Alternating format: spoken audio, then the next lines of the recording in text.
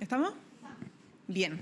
Muy buenas tardes a todos y a todas. Acabamos de finalizar otro consejo de gabinete donde nos reunimos todos los ministros y ministras de Estado justamente para ir monitoreando el avance de gobierno, de nuestros compromisos, del trabajo que realizamos día a día, como también ir proyectando las nuevas tareas que tenemos de aquí en adelante, ¿no? Y que son muy importantes para seguir mejorando las condiciones de vida de nuestros compatriotas.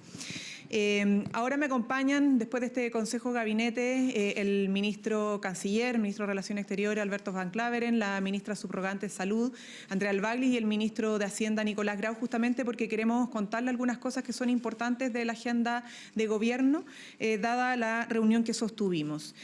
En primer lugar, señalar que la tramitación del presupuesto 2026 ha estado avanzando. Efectivamente, hemos tenido ya las primeras instancias de trabajo con el Congreso Nacional, una semana que ha sido muy intensa y sobre eso les va a comentar, ¿cierto?, algunos detalles el ministro de Hacienda. Queremos también resaltar algo que ha sido muy importante también durante la semana, que fue la campaña de concientización en el marco del Día Mundial de la Salud Mental, y para eso va a contarle también algunos detalles nuestra ministra subrogante.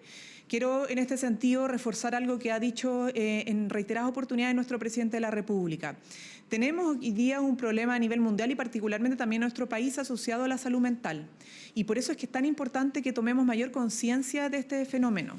El problema de la salud mental no puede ser un tema tabú. No podemos seguir estigmatizando los problemas asociados a la salud mental, no podemos seguir cerrándole las puertas, muy por el contrario. Tenemos que hablar de aquello, tenemos que abrir puertas, tenemos que mirar a los ojos, tenemos que saber escuchar, tenemos que saber acompañar. Y esa es una tarea país.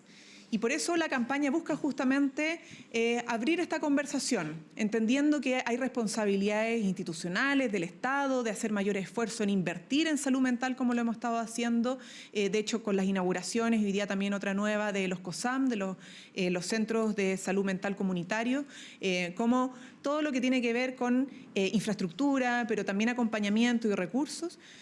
Y también hay otra parte, ¿no?, que es lo que podemos hacer como sociedad, es decir, Estado, sociedad civil, familias, amigos, amigas, los espacios laborales, etcétera. Todos podemos contribuir a hacer que el tema de la salud mental no sea un tema solamente privado, un tema estigmatizado, un tema tabú, sino que un tema que sea más conversado, ¿no? Porque esa conversación permite incluso salvar vidas. Además, esta semana, como habrán podido ver, en la agenda de salud no ha estado solamente centrada en el tema de salud mental, sino que también en la implementación de un gran avance en la política pública, que es el tratamiento para el cáncer de mama triple negativo, que es uno de los cánceres más agresivos, y esto es una buena noticia para las mujeres, para nosotras las mujeres, ¿no?, que estamos expuestas lamentablemente no solo al cáncer cervicouterino, y para eso hay tratamientos también, sino que también a los distintos tipos de cáncer de mama. Sobre eso la ministra subrogante se va a referir también con mayor detalle. Y por último, que uno de los temas más importantes de la agenda presidencial la próxima semana, y por eso el ministro Van Claveren aquí presente, porque el presidente de la República va a estar el día lunes, ¿cierto?, en una reunión importante que es con el Papa, ¿no? Se va a dirigir al Vaticano.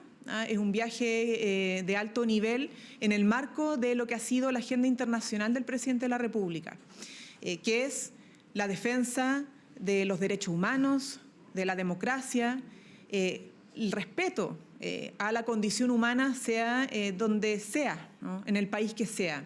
Y por eso es tan importante esta conversación, porque independientemente de los credos, los cultos, de las religiones, de los seres humanos en cualquier parte del mundo, lo importante es poner en el centro el respeto a la humanidad, ¿no?, y la defensa de la humanidad, de la paz, de la justicia social. Y sobre eso, insisto, también el ministro se va a referir.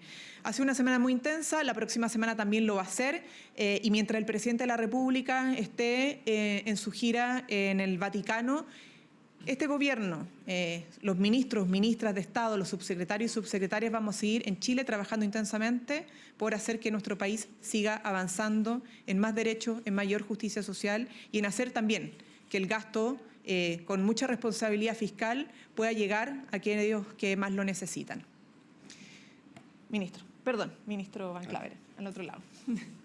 Bueno, tengan muy buenas tardes. Efectivamente, el próximo domingo, este domingo, sale el avión presidencial y el día lunes vamos a tener la reunión con Su Santidad el Papa León XIV. Quiero decir que esta visita mantiene una tradición de todos los presidentes democráticos de Chile que han visitado el Vaticano y se han reunido con el Papa.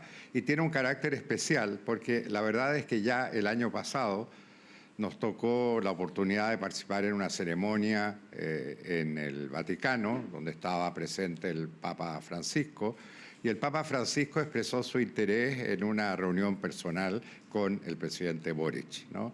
Y valoró mucho lo que ha sido también el papel del presidente Boric como líder, digamos, político de nuestro país.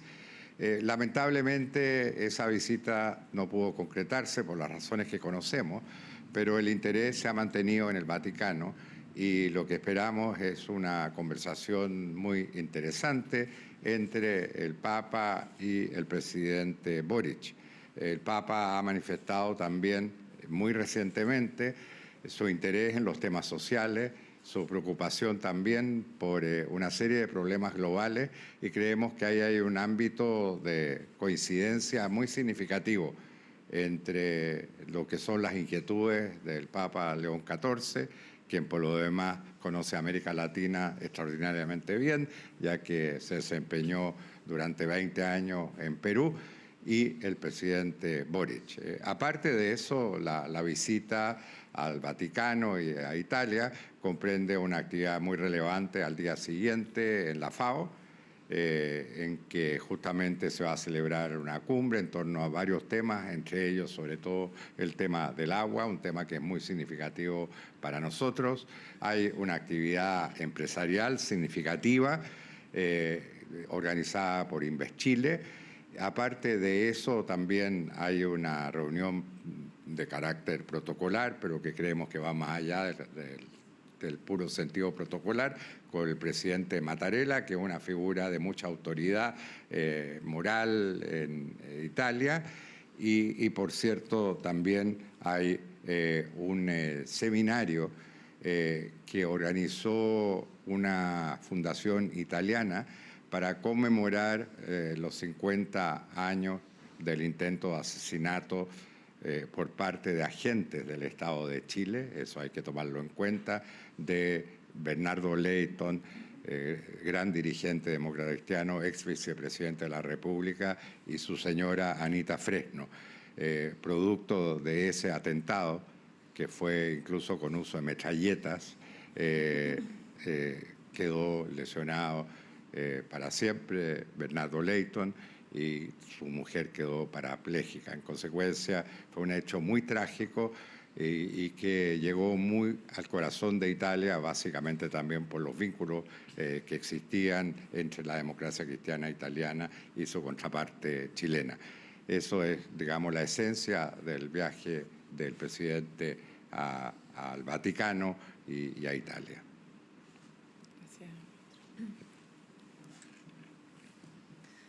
Hola, muy buenas tardes. Hoy, dentro de los primeros meses de octubre, quiero destacar 3 grandes noticias de nuestro gobierno en materia de salud.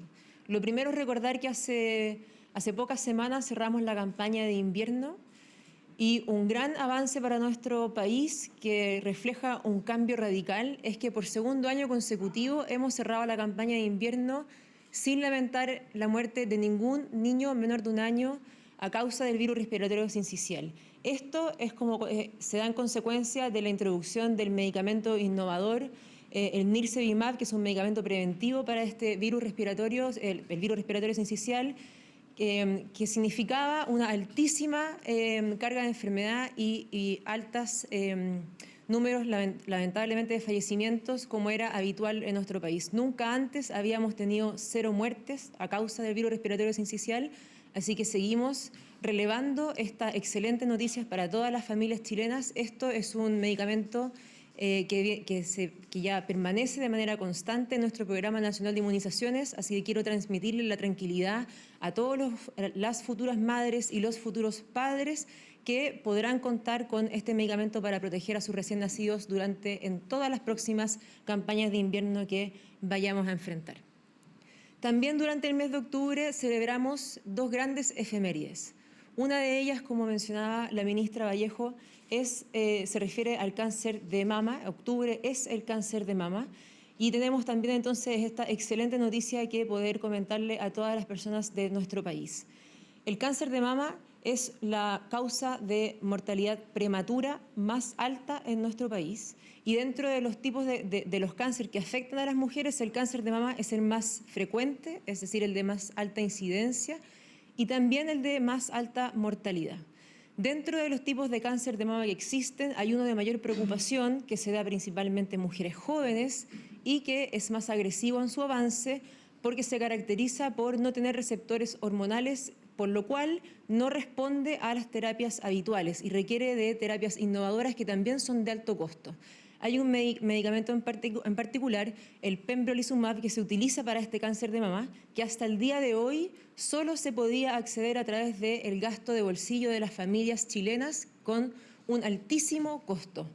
Distintas estimaciones hablan de un orden de magnitud de cerca de 10 millones mensuales, y eso hoy día se va a entregar de manera gratuita a todas las mujeres FONASA a través de nuestro programa de drogas de alto costo, como así lo ha anunciado nuestra ministra de Salud el día de ayer, dado que este acuerdo se condujo bajo su liderazgo a través de un mecanismo innovador de adquisición de nuevas tecnologías sanitarias, de acuerdos de riesgo compartido, que permite establecer contratos estratégicos con los laboratorios para que también los laboratorios puedan cumplir su rol social.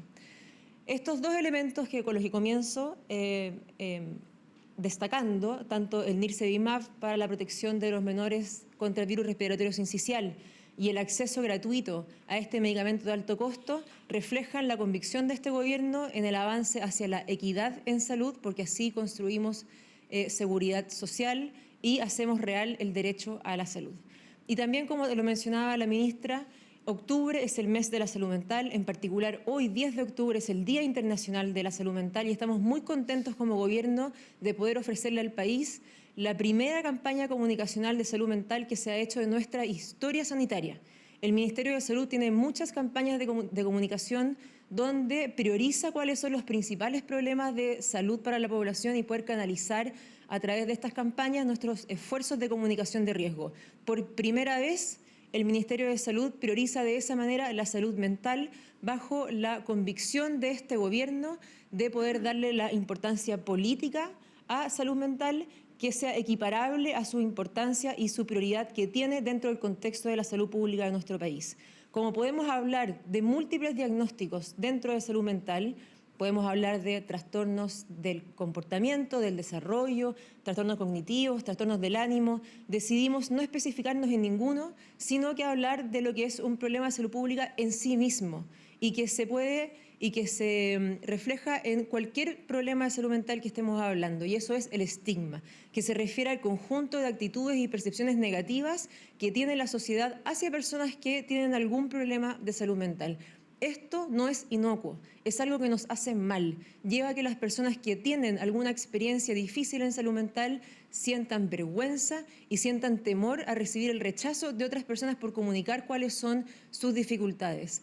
Los problemas de salud mental no son ni nunca han sido una señal de debilidad, y expresarlos es una señal de valentía y requiere la empatía de todas las personas que rodean a alguien que esté pasando por esa experiencia. Lo más importante es que cuando tenemos una actitud de estigma hacia la salud mental, eso lleva a que las personas que la padecen dejen de pedir ayuda, y al no pedir ayuda, estos problemas de salud mental se agravan y también se cronifican. Es por eso que tenemos que abrir la conversación sin prejuicios y con empatía. Parte del despliegue comunicacional se refleja en este PIN que estamos utilizando el día de hoy, que es el símbolo de la OMS de la salud mental, y con esto también quiero agradecerle a todos los medios de comunicación que se han sumado a nuestra campaña para poder llevar esta conversación, ojalá, a todas las mesas y todas las familias chilenas durante este mes y de acá en adelante. Muchas gracias. Muy buenas tardes. Como bien ha enfatizado la ministra subrogante hoy día, Albagli, este es un gobierno que ha puesto las urgencias sociales, las distintas necesidades de la población al centro de su política. Y es por eso que en la ley más importante de la República, que es la ley de presupuesto, hemos hablado de responsabilidad social y responsabilidad fiscal. La responsabilidad social se expresa en el aumento importante de recursos para salud, para vivienda. Conversábamos recién en el gabinete, se han entregado ya 220.000 viviendas y hay más de 120.000 en construcción, lo que nos va a permitir no solo actuar de acuerdo a nuestra meta de 260.000 viviendas, sino que además dejar encaminada la construcción de otro tanto, de manera tal de ir avanzando en este derecho social. También lo estamos haciendo al tener los recursos y financiar responsablemente todos los avances significativos que están ocurriendo en materia de pensiones, con la PGU, el aumento de 250.000 pesos, también con el aumento que va a haber en enero para todas las personas que hayan cotizado un tiempo suficientemente largo, y va a permitir que las personas que hayan cotizado 25, 27, 28, 30 años tengan hasta 100.000 pesos más en su cotización. Por ejemplo, una profesora, un profesor que haya cotizado toda la vida y que hoy día tiene bajas pensiones. Es decir, el primer componente de responsabilidad social se expresa en nuestro presupuesto y se expresa, por supuesto, en todas las políticas que realizamos como gobierno. Pero también es importante que exista la responsabilidad fiscal. La responsabilidad fiscal es la que nos permite no solo abordar las urgencias sociales hoy, sino también poder abordarlas a futuro, ser responsables con las generaciones actuales y también con las generaciones venideras. Y es por eso tan relevante que este sea el gobierno que menos sube la deuda pública desde el primer gobierno de la presidenta Bachelet, o que el gasto esté aumentando, el gasto público está aumentando aproximadamente la mitad de lo que aumentaba en administraciones anteriores. Responsabilidad social, responsabilidad fiscal, ese ha sido el eje articulador de nuestro presupuesto durante todo nuestro gobierno y, por supuesto, en el presupuesto que hemos presentado hace pocos días en el Congreso. Lo segundo que nos gustaría resaltar y que pudimos conversar en detalle con las y los ministros durante la mañana de hoy es valorar que la discusión presupuestaria, el debate presupuestario ha ocurrido de muy buena manera en el Parlamento. Ha sido un debate constructivo en que tanto en la comisión mixta, en que nos tocó presentar junto con la directora de presupuesto, como también en las subcomisiones mixtas en que cada una de las ministras y los ministros conversa el presupuesto, su presupuesto con los parlamentarios. Lo que nosotros hemos visto es conversación, revisar en profundidad los distintos aspectos del presupuesto y de esa manera se le puede dar la tranquilidad y la buena noticia a quienes nos están viendo que el proceso presupuestario, de discusión presupuestaria, sigue avanzando con normalidad y con un debate constructivo, lo que por supuesto desde el Ejecutivo valoramos mucho. Termino señalando que durante toda esta administración hemos logrado cambios importantes en el Parlamento, con los parlamentarios. La reforma de pensiones, los cambios en salario mínimo, 40 horas, la reforma de permisos, todos los cambios que se han hecho en materia de seguridad, incluyendo la creación del Ministerio de Seguridad Pública. En cada uno de estos ámbitos lo que ha visto la ciudadanía son grandes acuerdos en beneficio de estas urgencias sociales y estamos seguros que el debate respecto a la ley de presupuesto va a continuar con estas buenas noticias para la población y nosotros trabajaremos duro para que así sea. Muchas gracias. Hola. Partimos con el ministro canciller, sí, pero se tiene que retirar. Hola, canciller, buenas tardes. Preguntarle más en detalle qué temas se tienen previstos abordar con el Papa León XIV, si tiene que ver algo con la guerra, por ejemplo, en la Franja de Gaza, y también si nos puede detallar un poco más los temas que se esperan abordar y cómo reciben esta crítica que hacen en la mañana algunos parlamentarios de oposición de RN. Dice que el presidente no puede ir a buscar bendiciones al Vaticano mientras promueve el aborto y la eutanasia en Chile. No sé si tiene alguna respuesta para ese sector político que dice que no se condice una cosa con la otra. Bueno, en primer lugar, recordar que en realidad el presidente ha sido invitado justamente para esta audiencia. Quiero decir, en primer lugar, que esta visita es realmente una visita que no se limita solamente al presidente de la República o a algunos de sus ministros, como el caso de la ministra Macarena Loos y el que habla. Se extiende también al presidente del Senado. presidente del Senado, Manuel José Osandón, es parte de la comitiva, y al igual que el senador Osandón, asistirán otros senadores, representantes de distintas orientaciones políticas, incluyendo obviamente a la oposición. En consecuencia, es una visita que tiene una connotación, que es parte de una política de Estado, que por lo demás se ha impulsado también en otras visitas que se han realizado. En cuanto a los temas mismos a conversar, obviamente eso pertenece a la esfera privada de lo que es una conversación de uno a uno, como corresponde de acuerdo al protocolo vaticano. Es una conversación a solas entre el presidente de la República y su santidad el Papa León XIV. Pero uno puede suponer que por lo menos hay dos áreas que van a ser de gran interés en el marco de esa conversación. Una, los grandes problemas globales, y además esta entrevista se va a realizar en un momento internacional realmente muy dramático, muy significativo, básicamente por el proceso de paz que se está gestando, que se está concretando en el Medio Oriente. Una preocupación compartida por el gobierno de Chile y también, por cierto, por el Vaticano. Es una muy buena noticia lo que estamos viendo. Es decir, se acerca, y el presidente lo destacó al comienzo de la reunión de gabinete, se acerca por lo menos el cese al fuego que va a permitir, en primer lugar, restaurar la ayuda humanitaria en Gaza, terminar con la tragedia que está ocurriendo en Gaza, terminar con la tragedia que significa la retención de rehenes israelíes desde ese fatídico 7 de octubre, que ocurrió la matanza que todos conocemos, y justamente un paso adelante para buscar la solución de dos estados, que siempre lo hemos dicho, es la única solución aplicable al Medio Oriente. Aparte de esos temas globales, hay temas obviamente sociales. Repito, el Papa León XIV acaba de emitir un documento que en realidad había sido iniciado por el Papa anterior, por el Papa Francisco, en el cual expresa su gran inquietud justamente por la desigualdad que existe en el mundo, la necesidad de enfrentar los retos sociales que son muy propios de nuestra época y que afectan de manera muy especial a los sectores más vulnerables, mujeres, niños, etc. ¿Cómo está, ministro, ministras? Buenas tardes. Ministro, quería saber cuál es la valoración que hacen desde el Ejecutivo del Premio Nobel de la Paz otorgado a María Corina Machado y saber si es que comparten los argumentos esgrimidos por el Comité Noruego para ser la merecedora de este premio. Bueno, creemos que es una noticia muy importante y extendemos nuestras felicitaciones a María Corina Machado por haber recibido el Premio Nobel de la Paz. Ella es la dirigente indiscutible de la oposición venezolana y todos sabemos que la situación en Venezuela es una situación muy compleja, muy dura. Hay un régimen dictatorial en Venezuela y ella ha liderado con gran valentía la lucha política pacífica contra el régimen.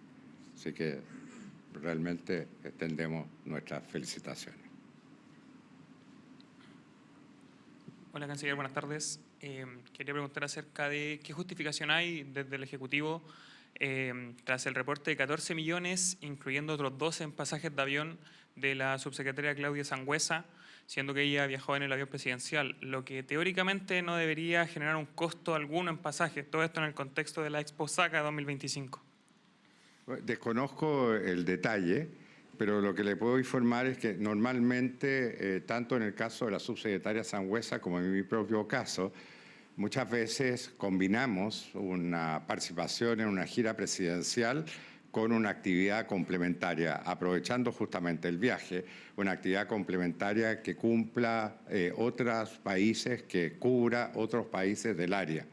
Y yo creo que en el caso concreto, repito, no conozco bien los detalles, pero en el caso concreto de la subsecretaria Sangüesa, no me cabe la menor duda que esa debe haber sido la situación. Es decir, se acompaña al presidente en la gira, pero luego se desarrolla un programa complementario y eso es aplicable tanto a la subsecretaria Sangüesa como puede serlo en mi propio caso.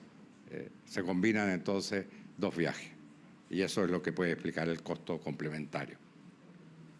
Ministro, mi consulta tiene que ver con la situación en Perú. ¿Cuál es la valoración o la evaluación que el gobierno hace sobre esta destitución de la presidenta Dina Boluarte? Bueno, respetamos el proceso institucional del Perú.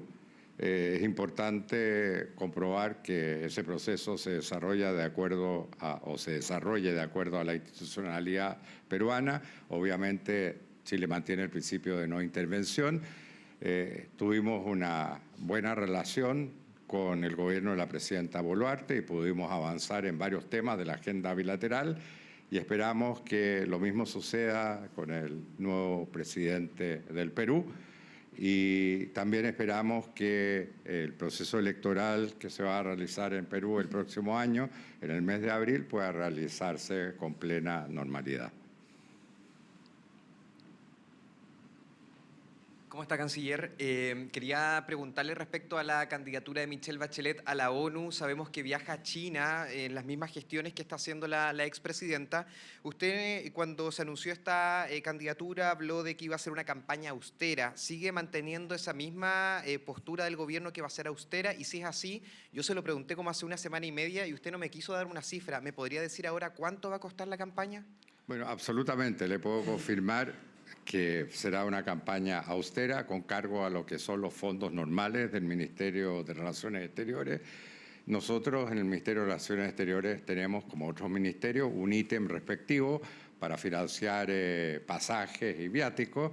Ese ítem, digamos, se mantiene constante, es muy similar el de este año al del año pasado. Y nosotros vamos a financiar los viajes que requiera la candidatura a la presidenta Bachelet con cargo a esos fondos ordinarios. Y las cifras están a disposición de todo el mundo. Son cifras de carácter general que se aplican a todos los viajes que se realizan por parte de funcionarios y funcionarias del Ministerio, incluyendo autoridades del Ministerio y, por cierto, también el caso que corresponda a la propia presidenta Bachelet. No es un presupuesto especial y, en consecuencia, es además muy difícil hacer una estimación de gastos. Yo, por ejemplo, le puedo asegurar que el caso mío, que tengo que viajar mucho en función de mi cargo, es muy difícil predecir exactamente cuáles viajes voy a hacer. Surgen, digamos, sobre la marcha, conferencias importantes a las que hay que asistir, reuniones de carácter bilateral, etcétera. Entonces, es muy difícil hacer una estimación precisa de los gastos de viaje en los cuales se pueda incurrir por esa candidatura. Pero un aproximado, canciller, ¿me podría dar una cifra? Yo la cifra que le puedo dar es la cifra general. ¿Y cuál sería? De pasajes y viáticos que tiene el presupuesto de la Cancillería y que es aproximadamente 3.300.000 dólares aproximadamente, la suma de ambos. Pero eso no significa, y le repito, y quiero destacar ese punto, que eso se vaya a dedicar íntegramente o siquiera principalmente a la candidatura a la presidenta Bachelet. Ya. Sí, más preguntas. ¿Quién? Perdón, ustedes nos dicen a quién la pregunta. Ministro Grau.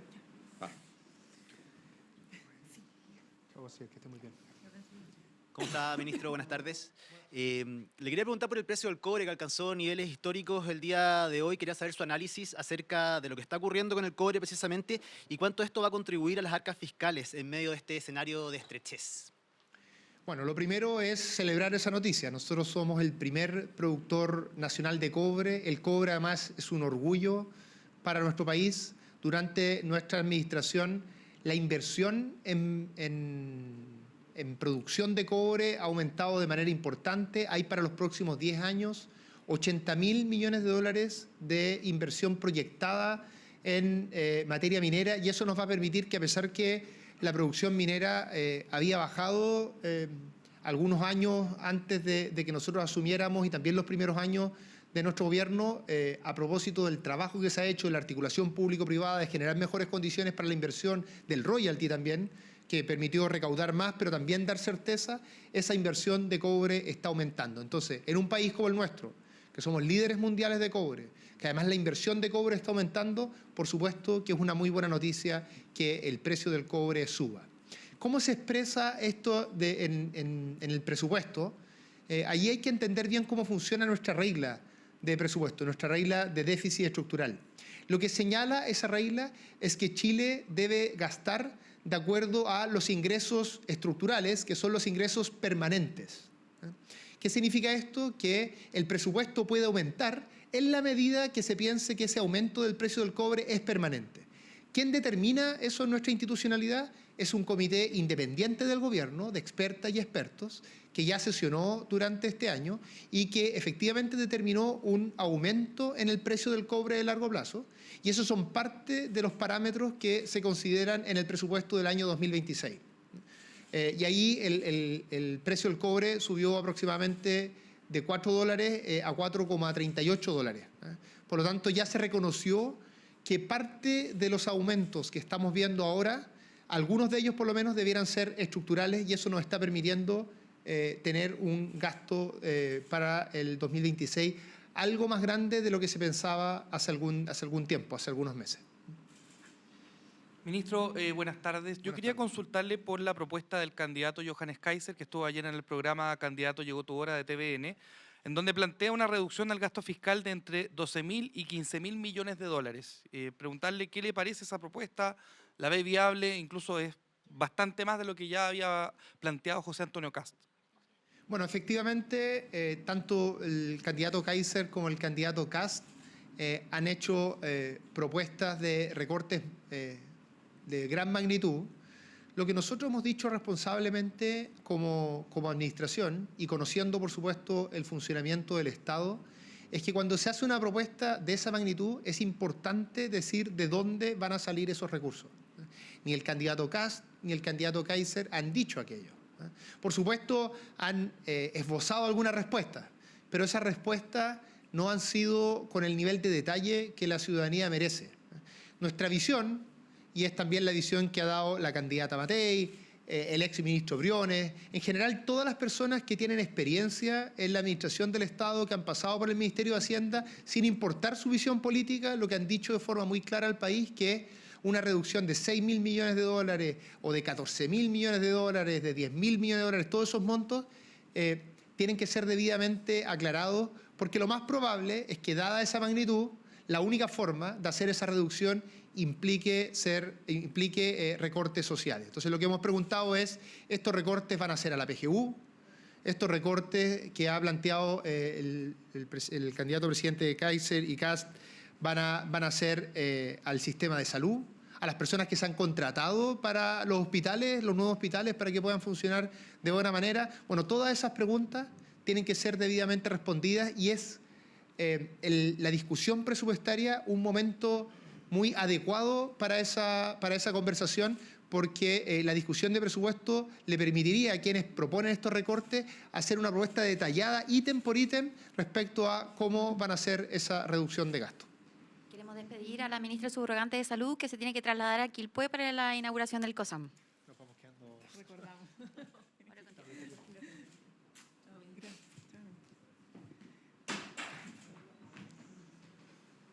¿Cómo están? Pregunta para los dos. Tengo dos preguntas. Una, para la ministra Vallejo, preguntarle directamente respecto a lo que anunció el presidente Boric en Colchane esta semana. ¿Ya hay claridad cuándo se va a ingresar esta reforma constitucional y en la práctica qué va a implicar? Ya se ha dicho que va a haber un trabajo colaborativo con las policías, que esto va a permitir que los militares puedan hacer controles de identidad, puedan hacer registros, también detenciones por flagrancia. Entonces, preguntarle eso, si es que se sabe cuándo se va a ingresar esa reforma. Y lo otro, quería preguntarle, no sé si le puede ayudar el ministro Grau quizá, la oposición está señalando que va a rechazar todas las partidas de defensa en el presupuesto si no se repone el déficit de las Fuerzas Armadas. Incluso han dicho que podrían echar mano al presupuesto de cultura. ¿Qué le responden a la oposición al respecto? Por eso. Tú vas por eso, como quieras. Bien, sobre lo primero, bueno, este es un anuncio muy importante porque ha sido de la preocupación de nuestro país y, por cierto, de nuestro gobierno, reforzar el control fronterizo. Efectivamente, entre el 2019 y 2021 los ingresos irregulares habían subido más del 700% en Chile, Por lo tanto, cuando llegamos a la administración, la situación era catastrófica desde el punto de vista del descontrol de las fronteras.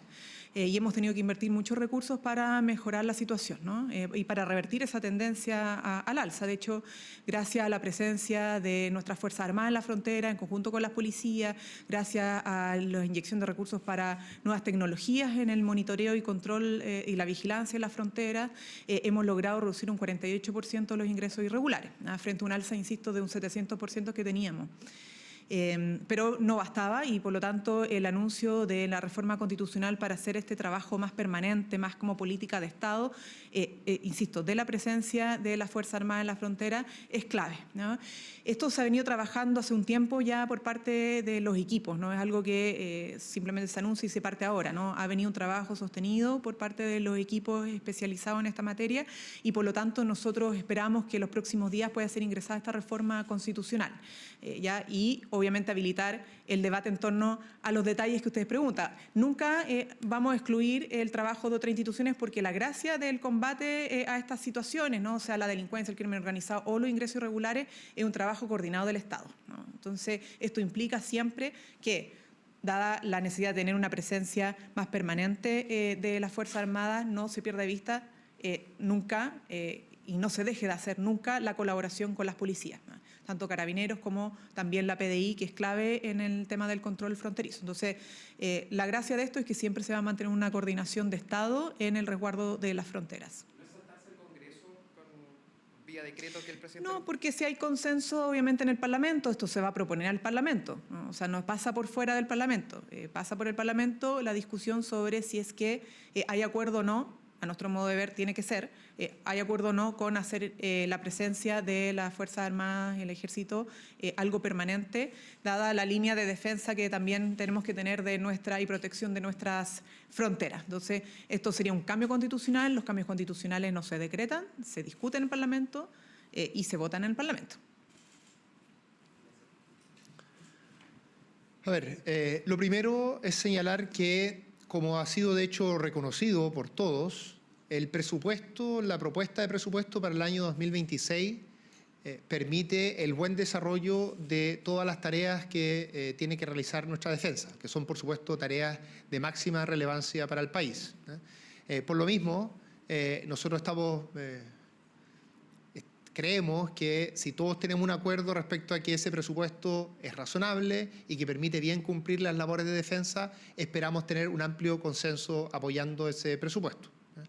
Lo que ha ocurrido, sin embargo, es que durante el año 2025, a propósito de un recorte de gasto general que ocurrió en el Estado, que fue acordado con las y los parlamentarios, es decir, en esto también participó, por supuesto, la oposición, hubo un recorte generalizado que impactó a la gran mayoría de los ministerios y uno de ellos también es el Ministerio de Defensa, ¿eh? Y por tanto la discusión ha sido respecto a la suficiencia del presupuesto para el año 2025, no el año 2026. Y respecto a eso, durante todo este año, el Ministerio de Defensa con la Dirección de Presupuesto, con la DIPRE, han trabajado de muy buena manera para ir suplementando ese presupuesto y de esa manera permitir un buen desarrollo del Ministerio de Defensa. Ministra Vallejo, quería preguntarle por materias de seguridad. Se conoció que un integrante del Tren de Aragua que estaba prófugo en Chile murió en medio de un operativo de Interpol en Colombia. ¿Qué antecedentes se tiene respecto de esa materia?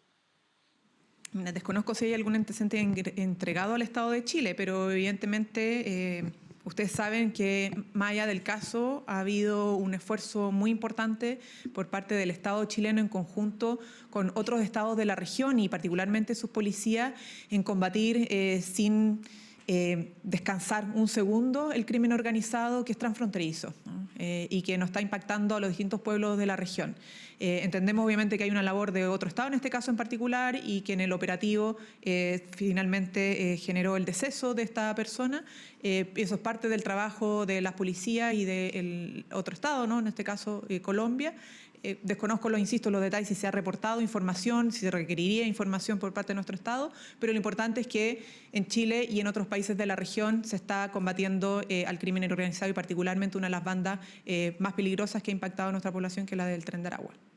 Y respecto a otra materia también de seguridad, en torno a la balacera que se dio en Metro Camin. ¿Qué medidas se están tomando para evitar que esto vuelva a repetirse o que haya episodios similares? Sí, bueno, hemos tenido distintos episodios. Yo lo que quiero señalar en primer lugar en esta materia es que nuestro país ha hecho un tremendo esfuerzo en hacer que Metro de Santiago, ¿cierto?, pero también en general toda la red ferroviaria en regiones vaya modernizando y mejorando los estándares, ¿no? Y tanto así que tenemos un uso del metro que eleva a los 2 millones de personas al día post jornada laboral, ¿no?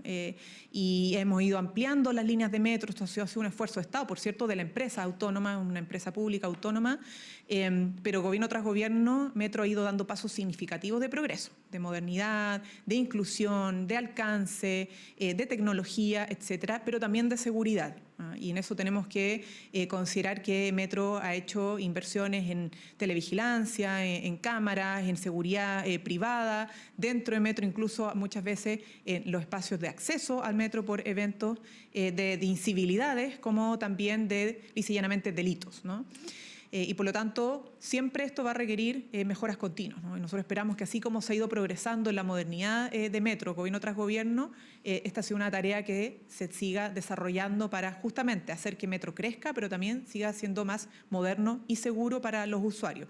Cierro con una medida que se está tramitando por parte de nuestro gobierno en el Congreso Nacional, que es un proyecto de ley justamente para darle más atribuciones al Metro, a la empresa, para enfrentar las incivilidades dentro del Metro, porque no solamente tenemos situaciones de porte de arma, como lo hemos visto, que terminan en balacera, sino que riñas y otras situaciones que no son deseables en este espacio público tan valioso y tan importante para el día a día de nuestros compatriotas como es el Metro.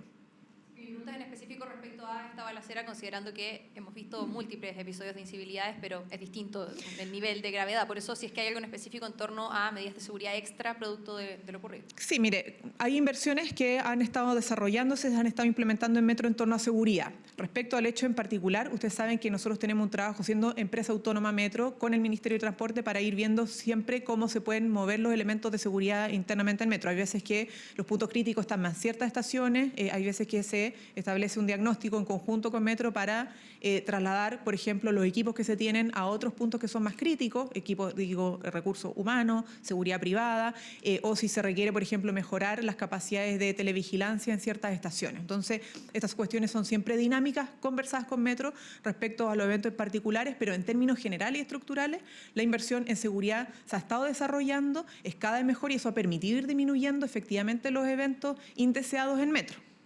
Pero insisto, estos son mejoras progresivas y constantes, porque el país siempre está pensando en cómo progresar en todo ámbito.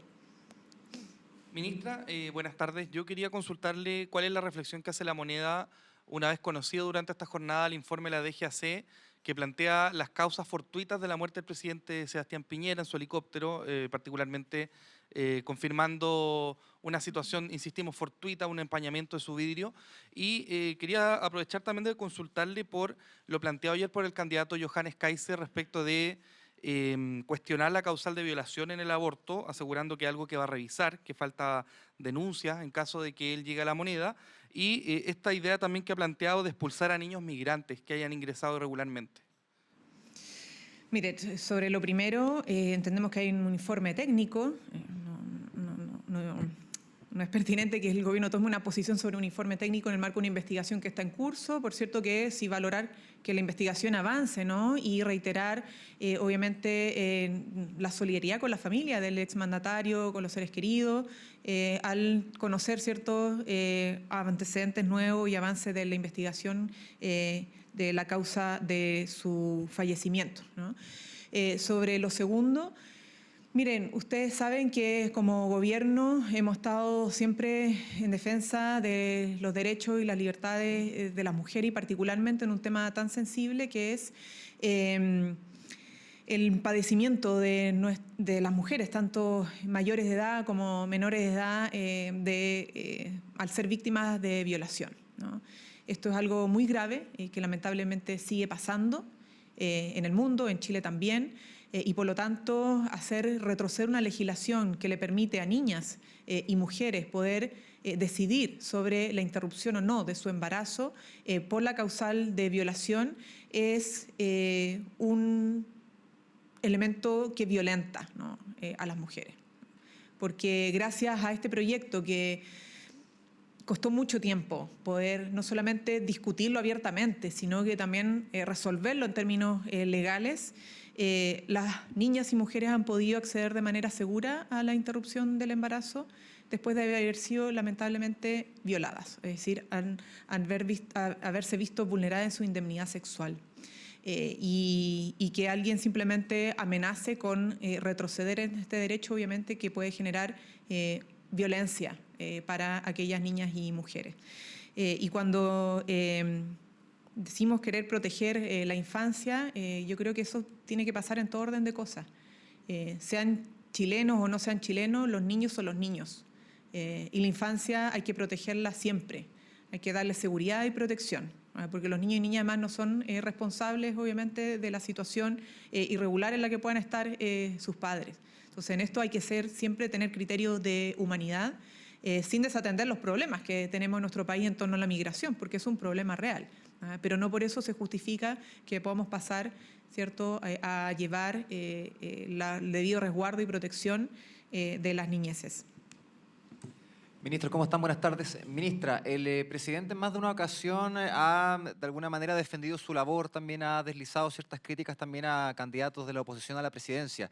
El presidente, más allá de que esto pueda causar una incomodidad en el comando oficialista de alguna forma, ¿no se va a privar más adelante de volver a marcar estos puntos? Bueno, yo no puedo hablar en esto por el presidente y de lo que él estime conveniente señalar más adelante, ¿no? Lo que sí puedo reforzar es lo que hemos dicho en varias oportunidades como gobierno, de que independientemente de que estemos en contextos electorales, nosotros tenemos un deber, ¿no?, que es, en primer lugar, defender aquellas reformas que han beneficiado a las personas. Hemos sido muy claros y categóricos que cuando pueden existir esbozos de querer hacer retroceder la reforma de pensiones, nosotros vamos a defender la reforma de pensiones. Costó muchísimo tiempo sacarla adelante. Y hoy día esa reforma se está implementando, aumentando las pensiones con la PGU. En enero va a aumentar las pensiones de más de 1 millón de compatriotas por concepto ya no de la PGU, sino del concepto de seguridad social. Entonces, cuando se dice, por ejemplo, chao préstamo, se pone en riesgo el aumento de pensión de enero por concepto de seguridad social. También hemos dicho que es nuestro deber enfrentar la desinformación, la mentira, los fake news que se dicen sobre las políticas de gobierno o sobre datos que están a la vista, ¿no?, que son públicos, porque eso puede llamar a la confusión e incluso a tomar malas decisiones en materia política pública, ¿no? O también tenemos el deber de salir a defender los principios que nos constituyen como sociedad. La democracia, el respeto a los derechos humanos, el enfrentar el negacionismo sobre, por ejemplo, lo que ha sido, lo que fue en nuestro país la brutal dictadura civil y militar y sus consecuencias.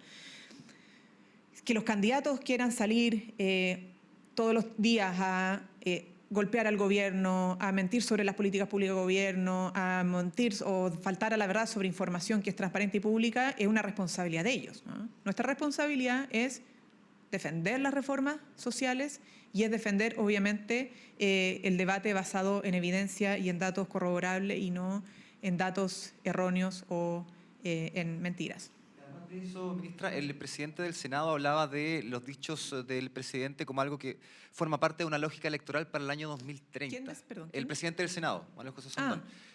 ¿Lo ven de esa manera desde el Ejecutivo? ¿Cómo ven ese planteamiento por parte del presidente del Senado? Lo absoluto. El presidente ha sido coherente con los principios y las definiciones que hemos adoptado como gobierno, ¿no? Somos autoridades públicas y nos debemos también a la gente y nos debemos en el sentido de mantener cierta ética y responsabilidad sobre el debate público, estemos o no estemos en contexto electoral. Y por lo mismo, el que haya algunos que estén en proceso de elecciones no los habilita a enlodar el debate democrático o a faltar a la verdad. No es justificable, ¿no? Porque todo tiene un límite, ¿no? Independientemente, insisto, de que a veces los contextos electorales generan más pasiones, se elevan las pasiones, pero otra cosa es pasar por encima de la ética básica, ¿no? O pasar por encima de los datos que son de público conocimiento y que los mismos periodistas muchas veces pueden corroborar, ¿no? Bien, muchas gracias. Que esté muy bien. Gobierno de Chile. Chile avanza contigo.